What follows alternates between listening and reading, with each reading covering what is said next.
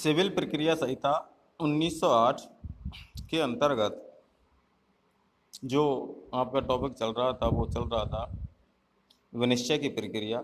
विनिश्चय की प्रक्रिया के अंतर्गत कुछ न्यायालय की शक्तियाँ होती हैं, पावर ऑफ द कोर्ट, जिन शक्तियों का वो प्रयोग करके किसी भी दीवानी मामले का निपटारा किया जाता है।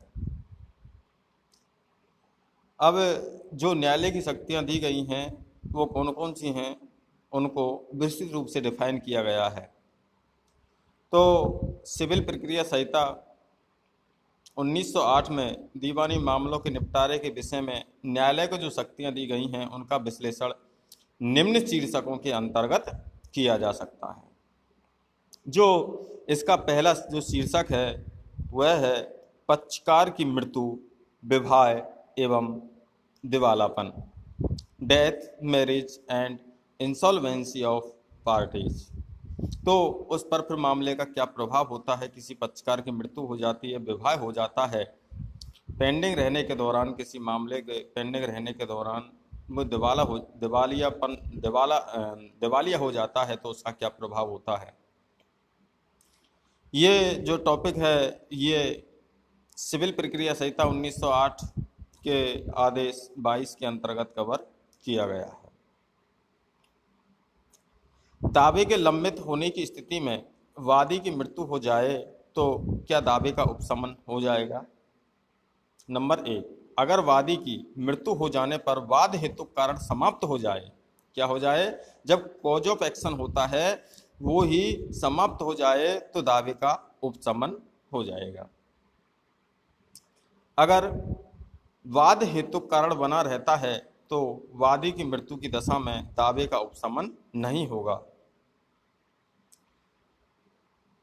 अगर दावे के लंबित होने की स्थिति में यदि प्रतिवादी की मृत्यु हो जाने पर क्या दावे का उपशमन हो जाएगा। तो नंबर 1, अगर प्रतिवादी की मृत्यु पर वाद हेतु समाप्त हो जाता है तो दावे का उपशमन हो जाएगा। अगर वाद हेतु कारण बना रहता है तो ऐसी अवस्था में दावे का उपशमन नहीं होगा। अगर किसी दावे में 2 या 2 से अधिक वादी हैं और 1 या अधिक वादी की मृत्यु हो जाने पर क्या दावे का उपशमन हो जाएगा।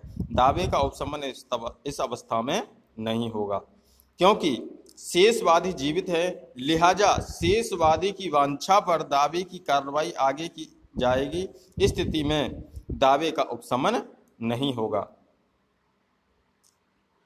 अब अगला सवाल है कि अगर किसी दावे में प्रतिवादी 2 या अधिक हैं और उनमें से किसी 1 या अधिक की मृत्यु हो जाए तो क्या दावा खत्म हो जाएगा। तो इसका आंसर है दावा समाप्त नहीं होगा। न्यायालय दूसरे प्रतिवादियों को के विरुद्ध कार्रवाई कर सकता है, अतः दावा लगातार जारी रहना चाहिए।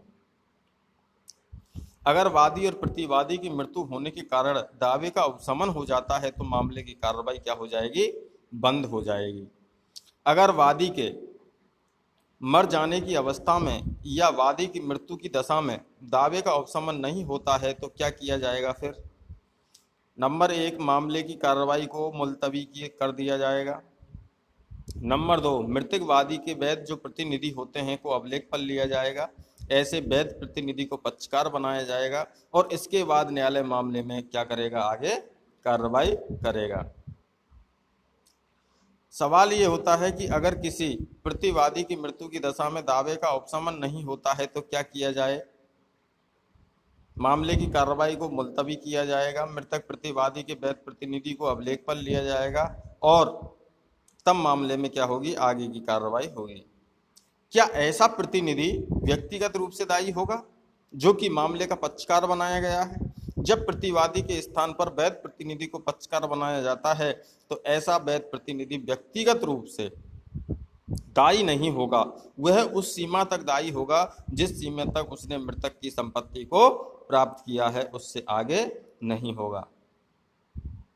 अगर कोई दावा किसी न्यासी मुतवल्ली के द्वारा दायर किया गया है और मामले के लंबित रहने के दौरान उसकी मृत्यु हो जाने पर ऐसी दशा में मामले की कार्रवाई मुलतवी कर दी जाएगी और किसी अन्य व्यक्ति को मुतवल्ली के रूप में नियुक्ति की जाएगी तथा उसको अभिलेख पर लिया जाएगा तथा न्यायालय आगे कार्रवाई करेगा। और यही नियम वहां लागू होगा जब किसी मुतवल्ली के खिलाफ कार्रवाई हो जाए और प्रतिपक्षी की मृत्यु हो जाए तो किसी अन्य व्यक्ति को प्रतिनिधि बनाया जाएगा।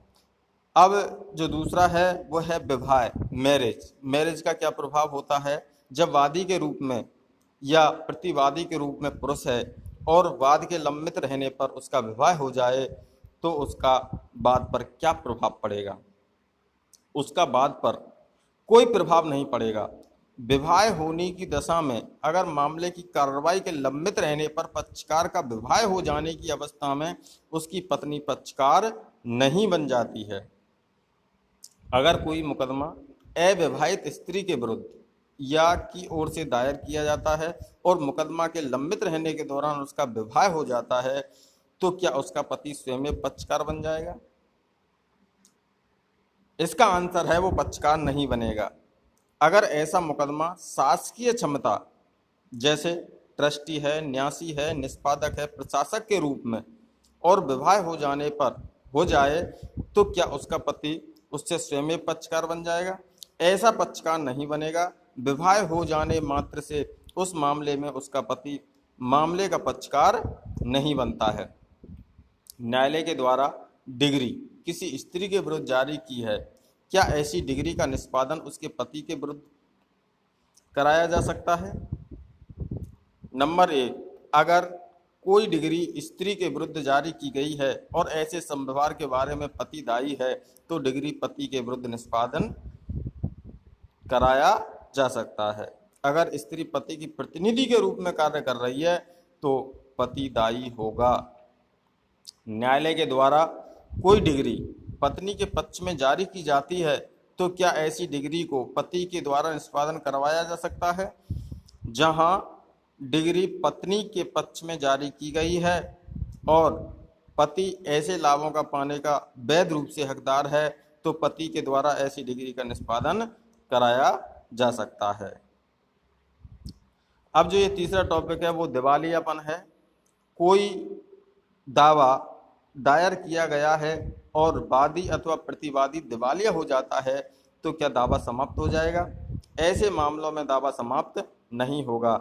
जब कोई व्यक्ति दिवालियापन की कार्रवाई के लिए अग्रसर होता है तो वह न्यायालय में आवेदन करेगा तो उसकी लेनदारी को वसूलने और देनदारी को देने के लिए समनुदेशीय अधिकारी की क्या की जाती है? नियुक्ति की जाती है। अब सवाल होता है कि समनुदेशीय अधिकारी कौन है? ऐसा व्यक्ति जो न्यायालय की ओर से उस दिवालिया व्यक्ति का प्रतिनिधित्व करता है वो क्या कहलाता है? समनुदेशीय अधिकारी कहलाता है। अतः जब समनुदेशीय अधिकारी नियुक्त कर दिया जाता है तो जितनी भी लेनदारी होती हैं उसकी उनको वसूलने के लिए और देनदारी होती हैं उनको देने के लिए आवद्ध होता है। ये टॉपिक यहीं खत्म होता है। Thank you.